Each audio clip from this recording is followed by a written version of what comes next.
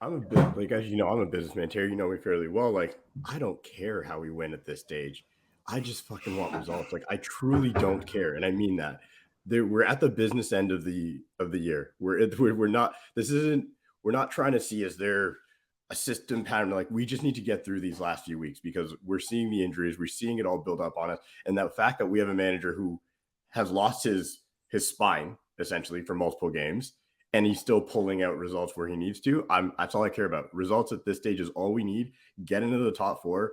We've gotten to a second final. Like, I'm not one of those people. Like, listen, I agree with the term that expectations can change. They can and they will. My only expectation I had was that we make it to this final because, like Staffy, I never thought Brighton was going to beat us, so that would have been disappointing for us. You get to the final. We won a trophy. Finish top four. That's my new expectations for the team, and I'm happy with it. Those are the results. And one thing I just wanted to, because you get to talk to trolls, and I like to talk to trolls a bit too. Somebody's like, "Oh, this American Canadian idiot, look at him that only shows up when we win." Sorry, homie.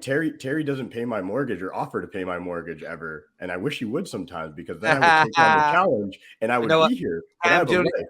You know, it is Cam. Honestly, I wish I had the money. Do you know what I'd do? I genuinely mean this. If I won the Euro Millions next week, that's a big lottery over here. All my regular panelists, I literally would give you all a big lump sum of cash. All he had to say thank you. I don't need it. I would. I would do it. I would do it. I know you're good. I'm not going to say what you. I know what this man does. Man is good. Do you know what I mean? He dyes that little bit grey on his hair. He's one of them, man. That's what I'm saying. I'm only joking. I can't talk about cosmetic surgery on that. I did have a little trim today. But I hear what you're saying there 100%. Just some response. I tweeted something about 10 minutes ago, right? And I turned around and said that what I said on here, two finals, one trophy, massively overachieved, 10 months into his rebuild. And people are like, have you seen your squad? How much it's worth? How much your club spent in the last decade? How can it ever be called overachieving? This is why I know rivals are rattled.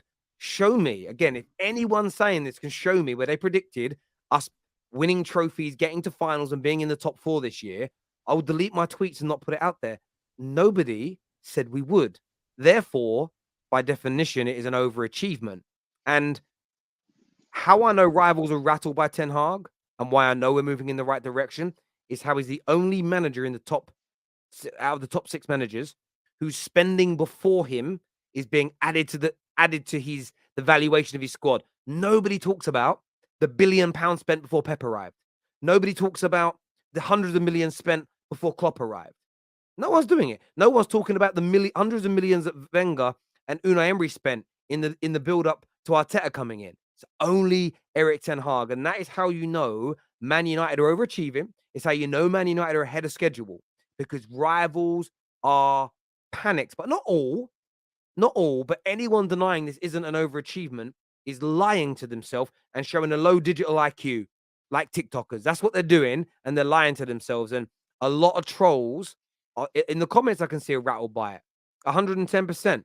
It's ahead of schedule. This is it. It is ahead of schedule. If you predicted us not making top 4, we've overachieved. If you said we wouldn't win a trophy, we've overachieved.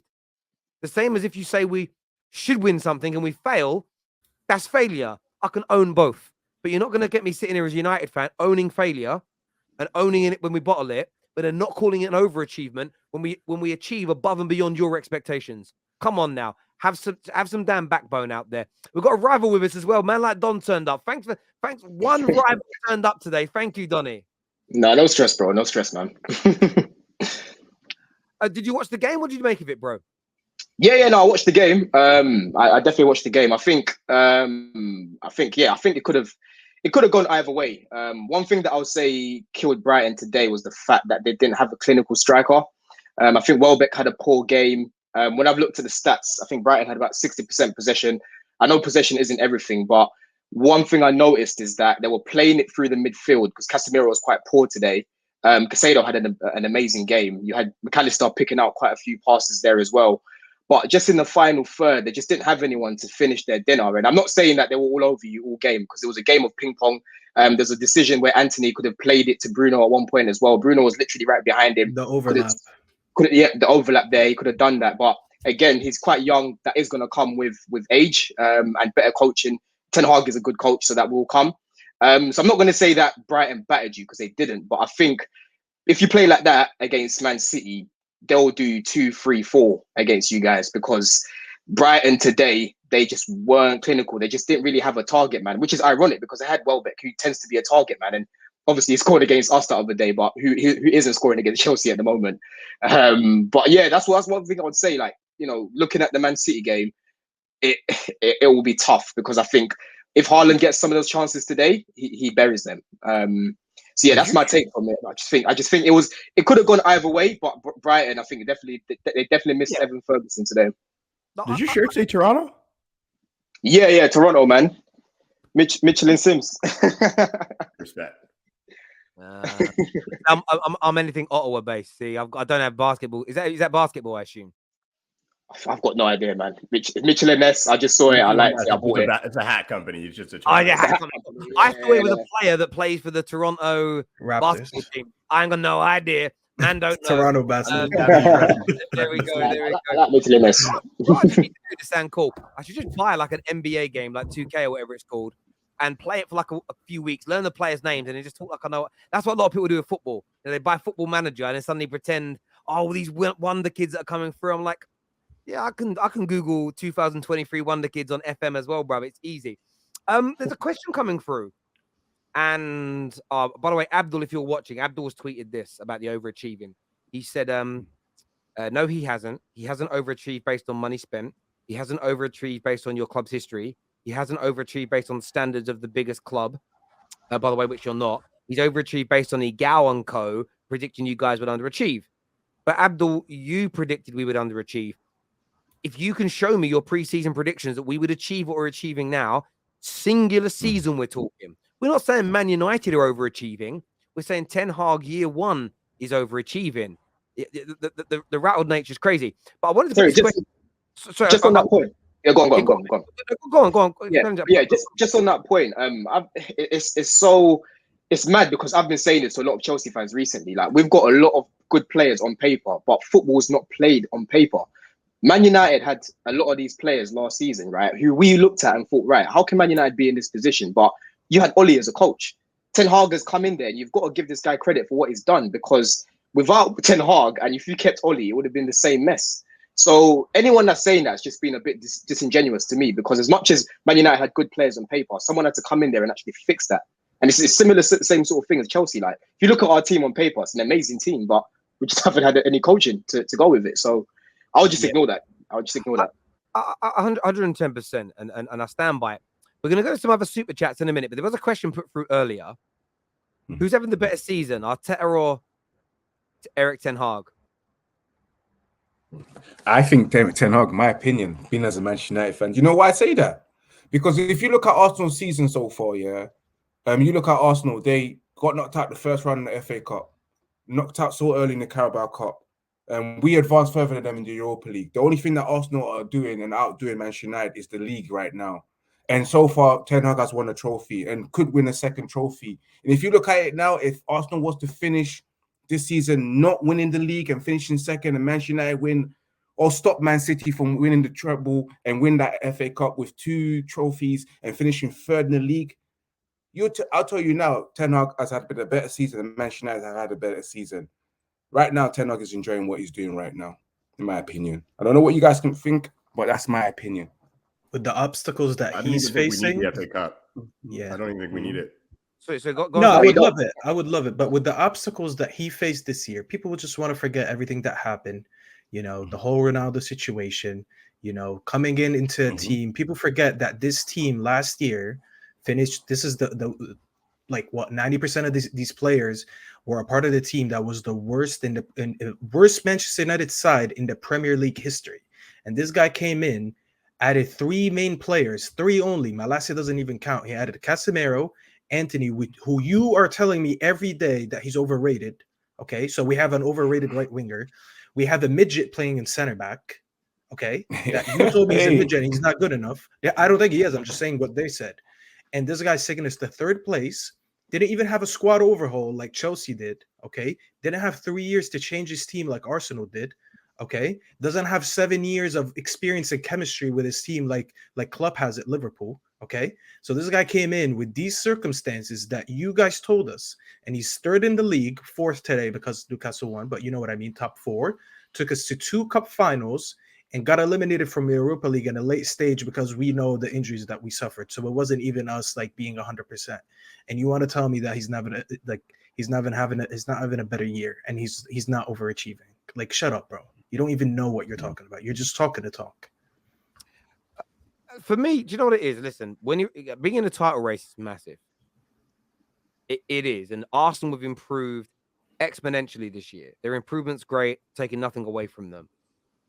I want to wait until the end of the season until I give a definitive answer, and it isn't because I'm sitting on the fence or because I'm scared of sleeping on the sofa or any of the things that get labeled at me at all.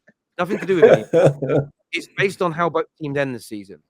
If Arsenal keep dropping points the way they're dropping points, and Man United subsequently close the gap on them to 5-6 points.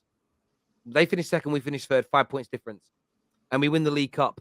And we pull off a miraculous win in the final against Man City, again, based on the early prediction from rivals that we're going to get battered.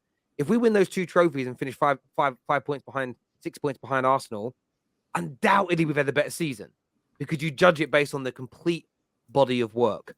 If Arsenal go into the final day of the season and miss out on the league by 1 point, or win the league, you still might find people siding with them because the hardest thing to win is the Premier League, as an example.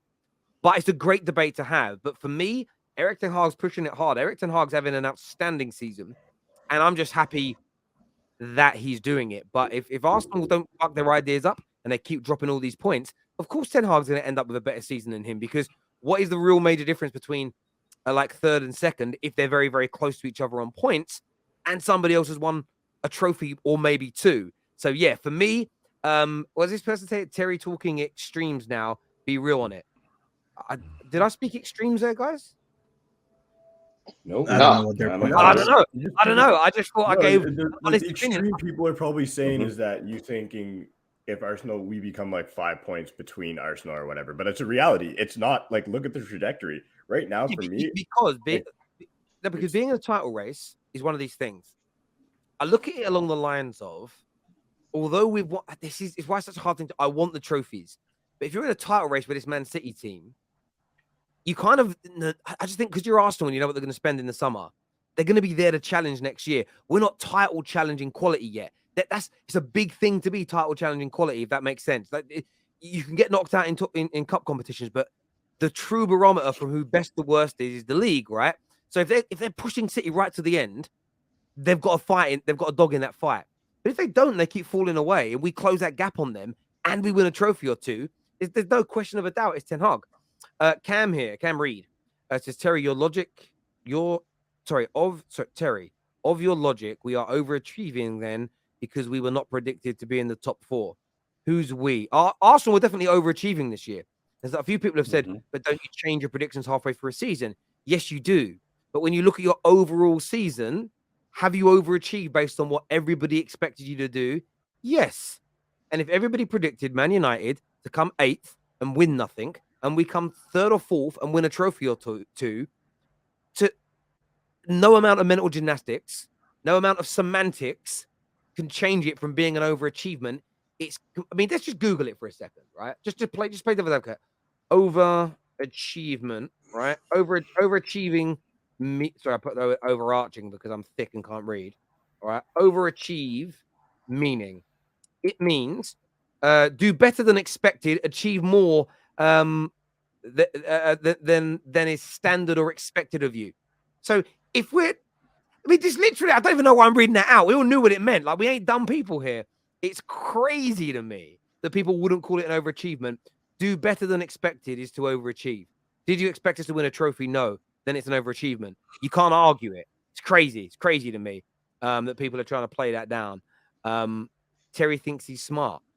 I don't think I'm smart. I think I'm reading a fact. I'm not clever. This isn't me thinking I'm clever. This is me literally reading the fact. Overachieving means to achieve more than was expected. None of you expected us to be here. How is it not overachieving? Define that for me. And I swear to God, the person that does it and shuts me up, I'll pay your mortgage for a year, bruv. A year. But the thing is, none of you can, Because you can't rewrite the dictionary and change the. I know we do that in society nowadays, where we like to like kind of recalibrate what words have meant for 100, 200, 500, 1,000 years. You can't change what the word overachieve means. You can't do it. Crazy to me. Sorry, I'm sorry to rant, but it's a madness.